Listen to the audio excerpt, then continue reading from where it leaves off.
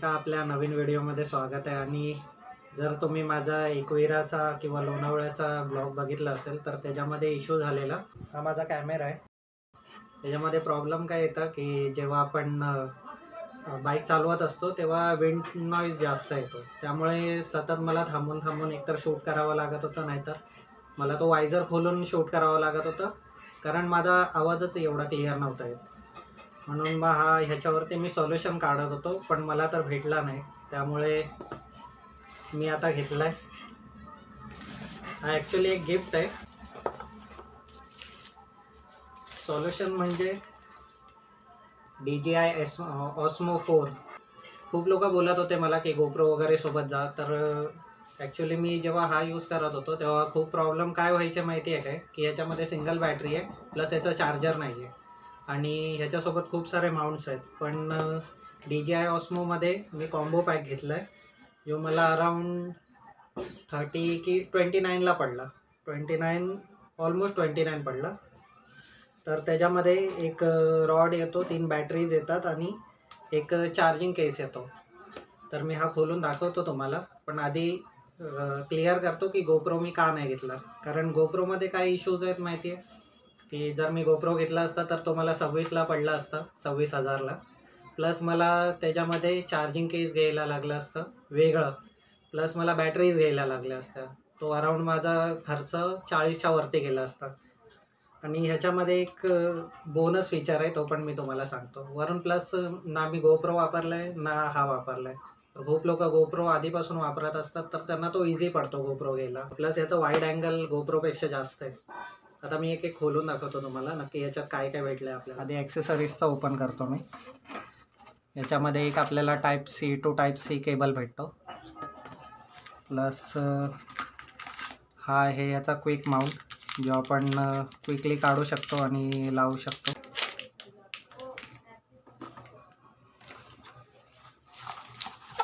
Plus हा charging केस आहे। याच्यामध्ये एकत्र 3 बॅटरी आपण चार्ज करू शकतो। याचाच एक बोनस पॉईंट आहे, तो पण सांगतो मी तुम्हाला। ॲक्च्युली आता तिन्ही बॅटरी आहेत, तर बॅटरीमध्ये चार्जिंग नाही आहे, म्हणून येलो लाईट आहे। जेव्हा फुल असते तेव्हा ग्रीन होते। 3 बॅटरी आहेत। याच्यामध्ये मेमरी कार्ड ठेवायला पण जागा आहे।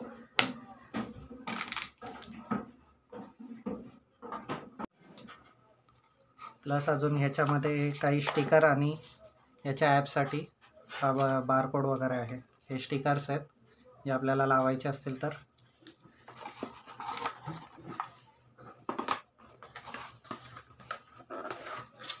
हा मेन आहे, हा कॅमेरा आहे Osmo Action 4।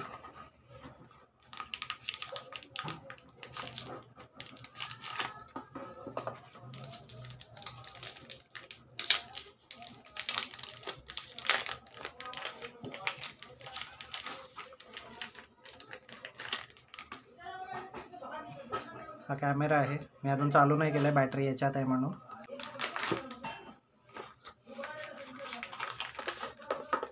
हा त्याच्यामध्ये केस भेटतो त्या कॅमेऱ्याचा।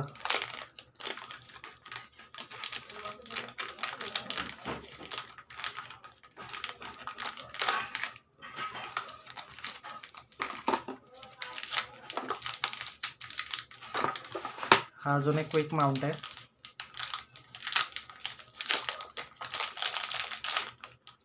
हा ॲक्च्युली असा आहे ना, याला डायरेक्ट लागतो।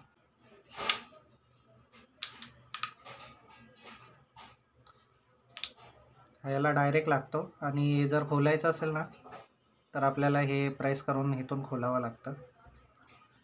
आणि हे ते मॅग्नेट आहे हे, त्यामुळे हे एकदम क्विकली लागतं।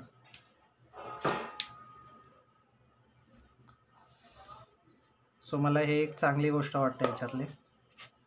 प्लस ह्याला पण आहे, जर तुम्ही यूज करत असाल ना तर हा केस वापरणं गरजेचं आहे, कारण जर कधी पडला वगैरे डॅमेज न होण्यासाठी हा केस दिलेला आहे याच्यासोबत।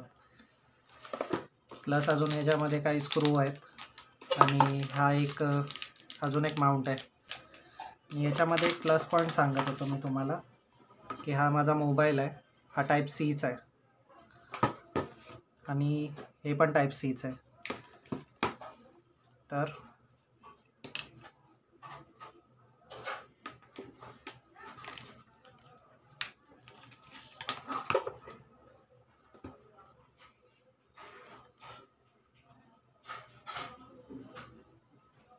हे ना चार्जिंग होतं मेन. हे तुम्ही आहे ना ह्याला ॲज अ पॉवर बँक पण यूज करू शकता. त्यामुळे हा एक मला प्लस पॉईंट वाटतो याच्यामध्ये. म्हणून जर मी गोप्रो वगैरे घेतला असता तर मला परत पॉवर बँक परत वेगळी घ्यावी लागली असती. प्लस मला त्याच्या अजून खूप गोष्टी जसं चार्जर वगैरे झालं, एक्स्ट्रा बॅटरीज घ्याव्या लागल्या असत्या.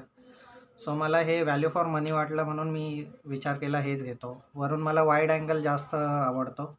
प्लस माझं कधी कधी मी जेव्हा ट्रॅव्हल करतो तेव्हा मला खूप साऱ्या बॅटरीज लागतात, कारण एकामध्ये होत नाही माझं. तर खूप वेळा शूट करताना माझ्याकडे ना पॉवर बँक असते ना माझ्याकडे एकच बॅटरी असते. त्यामुळे मला चार्जिंगचे इश्यूज येतात. म्हणून मग मी त्यावेळी एकतर ॲडजस्ट करतो, फोनने वगैरे चार्ज करतो. त्यामुळे म्हणून मी हा वाला पॅक यूज केला आहे. नाहीतर जर तुम्हाला वाटत असेल की गोप्रो जर इनफ आहे तुमच्यासाठी तर तुम्ही गोप्रो घेऊ शकता. आणि हे ॲक्च्युली हे पूर्ण निघत नाही.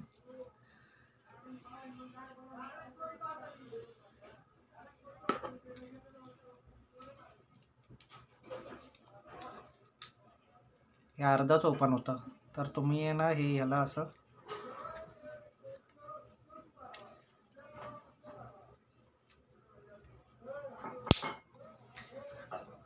असं यूज करू शकता. कारण उद्या जर हातातून वगैरे पडला ना तर ह्या केसमुळे तेवढा डॅमेज होण्याचं राहील.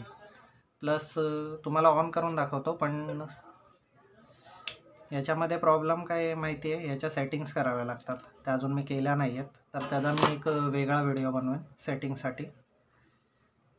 कारण हे ॲक्च्युली आहे ना पूर्ण मेन कॅमेरा आपण यूज करतो ना त्याच्यासारखंच आहे. मी दाखवतो तुम्हाला हा चालू करून.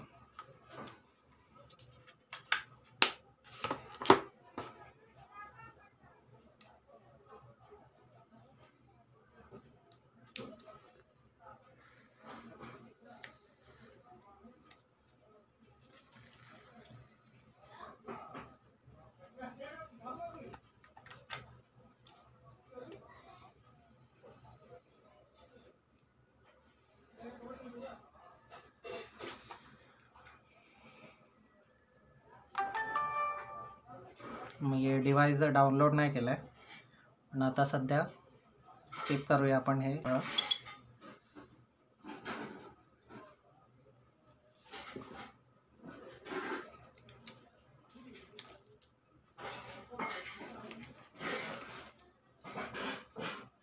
हे तुम्हाला एवढं क्लिअर दिसतंय की नाही माहीत नाही, पण हे खूप क्लिअर आहे. आणि ही अजून सेटिंग 30 फ्रेम सेकंडवरती आहे आणि 180pच्या रेझोल्युशनवरती.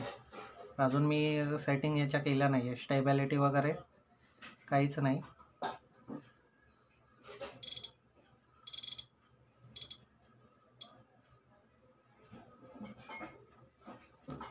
हे बघितलं. प्लस आपल्याला आहे ना इथे पण टच स्क्रीन भेटते. ही जी स्क्रीन आहे ही पण टच स्क्रीन आहे.